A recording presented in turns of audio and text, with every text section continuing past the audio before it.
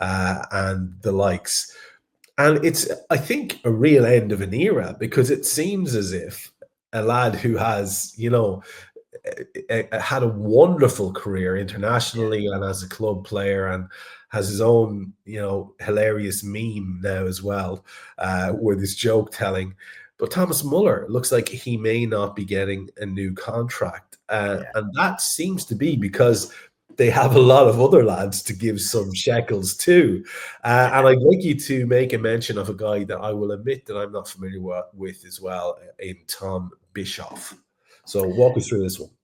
Yeah, we talked about it, didn't we? That Musiala, Manuel Neuer, Alphonso Davies, Joshua Kimmich, there's been a lot of high-profile players sign new deals before the contract expires, some especially like Musiala with a ginormous wage bump. So there was always the question, where's that money going to come from? And to be honest, we talked about players that are being sacrificed. There's still that question mark around Leroy Sané. Unfortunately, Thomas Muller, who is a club legend, but isn't a key player in their squad, it's fair to say, has been sacrificed, hasn't he? They will let him go on a free. Essentially, then, his wages just get divvied up amongst the other players, don't they? A little bit that way. It's, you can't do all those deals and just not have some leave the books. It's just the way of football, isn't it? Tom Bishoff is the other one, and people will be going, who? Isn't that a biscuit? No, it is not. It is a midfielder at Hoffenheim. Now, people are thinking, why are you mentioning this kid? Liverpool wanted this kid, Trev. Remember I mentioned that Dario Asugo, who's now at Sporting Lisbon, set to go to Chelsea, who, by the way, as I told you, Trev, we mentioned this about 2.5 weeks ago, and people were only releasing this story a couple of days ago for that kid. Now, Tom Bishoff, who's set to go on a free to Bayern Munich, who got him ahead of us. The reason I also want to mention him, and people think, why? Because it goes back to that story. We talked about midfield and the profile of player, didn't we? Now, we want a Wharton, a Kamara, a Baleba. This is no disrespect, because they're obviously talented youngsters, but Dario Asugo and Tom Bishoff are not household names. And if you look at their profile, they have that kind of feel of a player that would play around 1,000 minutes for Liverpool, wouldn't they, as coming in as the backup, the young midfielder, if you want to refer to it as that. That's why I mentioned Tom Bishoff and linked it to our midfielders. But yeah, Bayern is a viper's nest, and that's just the board. People get sacrificed. Thomas Muller joins the heap, I'm afraid. Yeah, even Thomas will bite the dust at that club.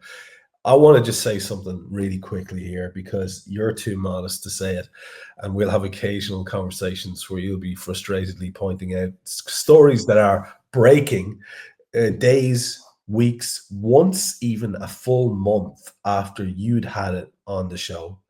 And it's important for me to say that, so that people understand, I'm genuinely impressed at the level of stuff that you get on a regular basis. And you never ever go out there and say, hey, look, this is definitely happening.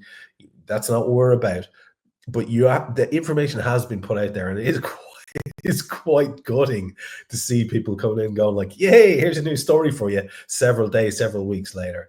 I think it is important to say it. So I wanted to give you that and say it live on the show, because, people should be paying attention to that particular aspect of what we do here. There's an awful lot of stuff, and that Bischoff one might just be a perfect little link there to that. Let's finish with Saudi, Barca, Luis Diaz, probably Papa Diaz, and there's got to be lots of detail around this. I'm really intrigued, because in your guts that Diaz would jump to Barca, and fair enough, because that's the Barca Real. That's the holy grail for South American players. Yeah, fair enough. But we've always wondered whether Barca would have the money for him, and they always seem to have a higher priority. So where are we with this? And more to the point, where are we with what you teased out to me a little bit of the details of what Saudi Arabian clubs might be willing to offer him. Yeah, this in a perfect world for Luis Diaz and Papa Diaz, they go to Barca this summer. There's no doubt about that. That's the move they want. That's where they want to go. It's quite clear that in a perfect world, Deco would want to do that as well. You know, that the Barca would do it. Of course they would. However, I mean, for all the levers, the borrowing, all the things that are going on, I mean, they're still currently locked in this legal dispute over Pau Victor and Danny Olmo, aren't they? And registering them, deregistering. You see Laporta, as we said last week, on Barca TV, like literally wagging the document, like getting passionate, saying, well, they're trying to get us. And as the quote says there on the screen for those that can't see it, the recent statement from La Liga is an attempt to destabilize Barcelona. I'm pretty sure the 27 levers played a part in that, but we'll park that for now. We are playing a key match tonight, and I think what they can't achieve on the pitch, they're trying to achieve in the offices. We'll respond forcibly to La Liga. And honestly, for those that saw the clips, Trev, it was literally, and people were in the crowd going, yeah, there was one guy was one step away from going like, Viva Fidel! Literally, they were going crazy in those offices. So that's the backdrop. Bits of info we've got this week. Absolutely. Barca spoke to the player, made the inquiry to Liverpool. Obviously, Liverpool know that Barca don't really have the money in the situation everything is at the moment.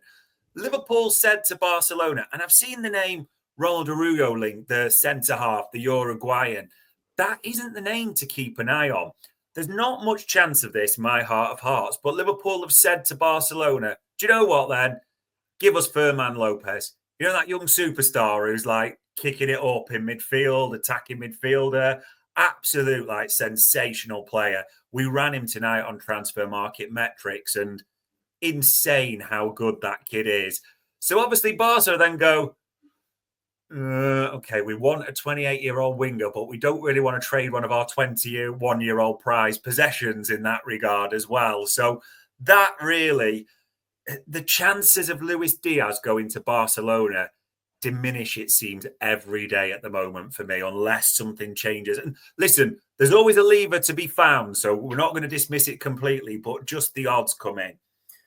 Then the bits of info we got today that I was kind of teasing towards you. Saudi have always kept contact with the Diaz camp. Saudi looked in Jan, as Romano even said today, yeah, they're still talking. It's known. Trev, the figures they're talking to Luis Diaz, we're talking over more than 300 grand a week for a deal.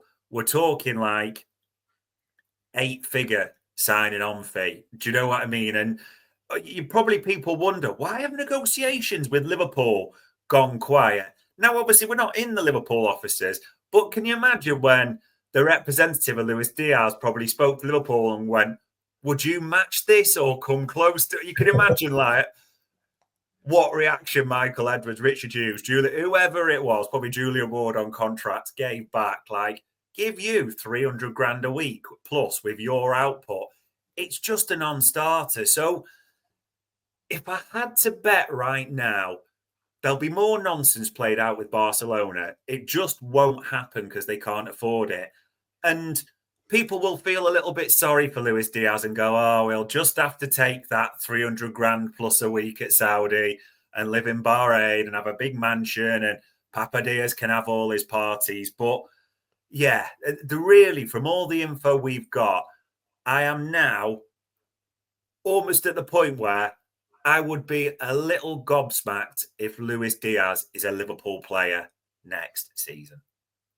And just before we finish, the one detail that's missing from these stories that I've heard as well with the connections to Saudi Arabia are A, which club, and B, what are they going to pay Liverpool? Because it's all very well hearing about Luis having, generational wealth and all the rest of it, but all we give a crap about, bottom line, is what we can get for the player. As you said, if we can get someone in who has a higher turnover in terms of goals and assists, it's a simple exchange to be made. But it will need funding So have we heard anything by way of rumours of what the transfer fee might be? All we've said, and we said it for a while, is, and again, people have ignored this, Michael Edwards is the one on that Saudi relationship. Ever since the Darwin Núñez situation in January, it's all about that is Michael Edwards, and he's dealing with that negotiation relationship, however you wish to phrase it. Now, is there a beautiful world in the summer where the first transfer window one opens on the 1st of June and Michael Edwards has done some sort of amazing deal where, whether you love him or not, Darwin Núñez and Luis Diaz could be heading to that Saudi team, wherever it would be, in line with the Club World Cup? I wouldn't dismiss that at all. And actually, for all we've talked about with the suits, the way people see FSG, the one thing that was done well last summer, apart from recruiting Arne Slot, Trev, you have to be honest, we did some good selling, didn't we?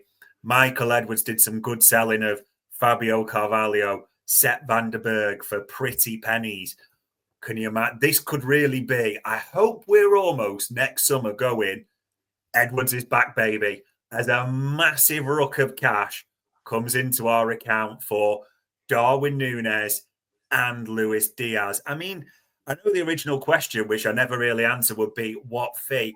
I just don't know. But with it 28 years old, 2 years left to go, the fact that there's a Saudi tax because everyone knows the situations, I'm not saying 60 million wouldn't be a bad fee for me, realistically, if they pay it in the style we want, like 2 chunks as well. But it just feels hard to see them getting any more for Luis Diaz. But with Michael Edwards owning that, who knows? You know, he can be as good as he wants and he can do those deals and the money can come into the club. But unless it gets poured back out on players, he's going to have a lot of people on his case. We will wrap it up there. It's been a very, very packed hour, just north of the hour, about an hour and 3 or 4 minutes. A good place for us to end. Loads of new news, which you like to hear. Loads of rumors, which we also like to hear and deal with on this show. Thanks to Dave for digging deep and finding those for us. It's always fun to tease them out for you on the show. Please be aware that we don't ever, ever claim to know stuff that other people don't. We just tell you what we have heard and what Dave has ferreted out via his various channels. I've enjoyed this one, my friend. I'll leave you with the last word. Yeah, looking forward to it. We're going to win a league title. We're going to be busy this summer. What that looks like, we're just going to have to wait and see, aren't we? We are, because who knows? We'll see you soon.